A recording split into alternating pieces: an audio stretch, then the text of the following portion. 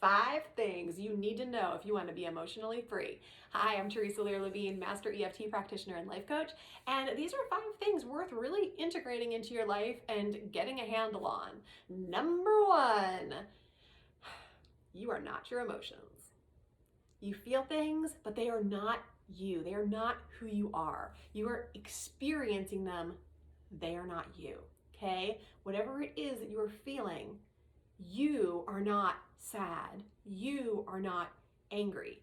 You need to understand it is an emotion that you are experiencing. And it applies to the good emotions too. It's an emotion you are experiencing. You are love. You are a divine creation. You experience these emotions. Okay? They are temporary and they are not what you are. Number 2. Blame is a waste of time. You can blame people all day long. It doesn't change anything. I always tell my kids, stay in your own lane. They love to point out what he did or he did it that way, or, well, he got away with it. No. Blame is a waste of time. All you can ever do, like they say in Hamilton, I am the one thing in life I can control. I am inimitable. I am an original. Wait for it, right? It's the truth. I mean, sure, some things might not be your fault, but if you actually want to have a life you love, you've got to take responsibility for all the things and figure out how and what you can do to change things and make them the way that you want them to be. What's in your realm of control? What's appropriate for you to even attempt to exert control over? Take it from there. No blame. All right. Number 3, and this is one that I see a lot in the work that I do with emotional freedom technique. You know how when you're thinking about something, you get that bzz kind of feeling? Yeah. That is an indication that there is a blockage in your energy system, that something's not processing through. And it's almost electrifying in and of itself, that feeling like, ooh. And sometimes it's like I don't want to talk about it, I don't want to think about it. Kind of, sometimes I think about it like this. Like I have a slight fear of heights. It's way better than it used to be, thanks to tapping. And when I think about like stepping towards an edge, sometimes, or like one of my kids getting close to an edge or something, sometimes I could even be sitting right here with no edge near me and none of my kids near me and no imminent danger anywhere, but just thinking about it, and you'll see me, like if I was doing it and I'll just be sitting there, it'd be like a normal time, and I'll just like go like that, just thinking about it. And that's extreme because it can be a lot less extreme than actually like that physical reaction, especially when nothing is even happening. But that is a signal of an emotional blockage. So when you feel that zzz, you got work to do. Okay? Pay attention to it. Don't shove it down and bury it. Work to get it out and get rid of it. Okay? And that is the work and the beauty of EFT. All right. Number 4.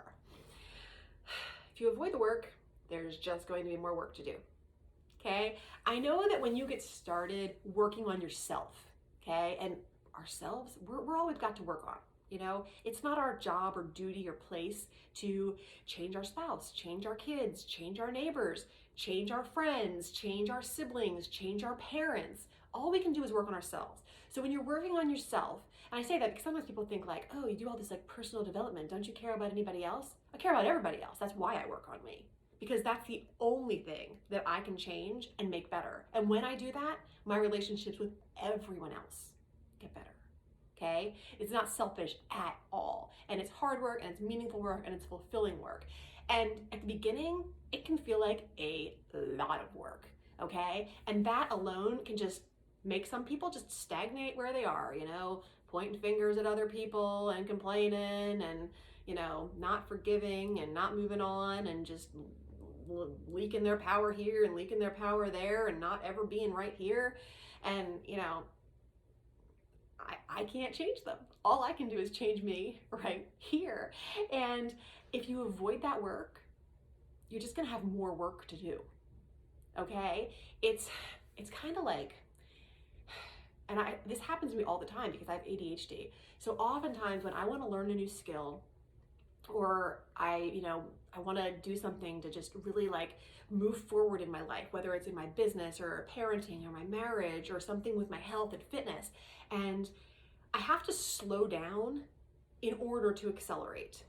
Like maybe I need to do, a course or something in order to get the result that I want.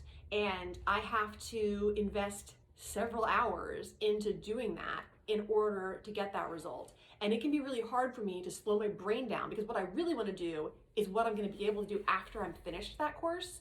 And I can't do that right now. So I actually have to kind of sit with my discomfort and sit with that and take in the information in order to be able to make those strides. So sometimes you totally do. If you avoid the work, you're gonna have more work. If you don't ever take, your foot off the gas to just take it in and allow it to happen, you can't put your foot on the accelerator because you won't have the right fuel in order to get where you want to go anyway. So that's number 4. Number 5, and this is important and this is a biggie too. You have got to learn to accept, love, forgive, and have gratitude for yourself and others. Because when you can't get to those places, it's really hard to grow and move on.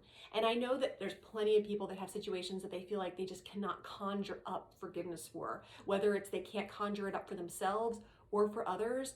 But I promise you, there are ways to get there. And I know that there are many situations that feel like there's no way to accept this, there's no way to move forward. But the way forward is through the acceptance. It is through the forgiveness. It is through the gratitude for the good things in your life and everything else like that. And those are 5 things that definitely, if you integrate them and put them to use in your life, you will find yourself in a much more emotionally free place.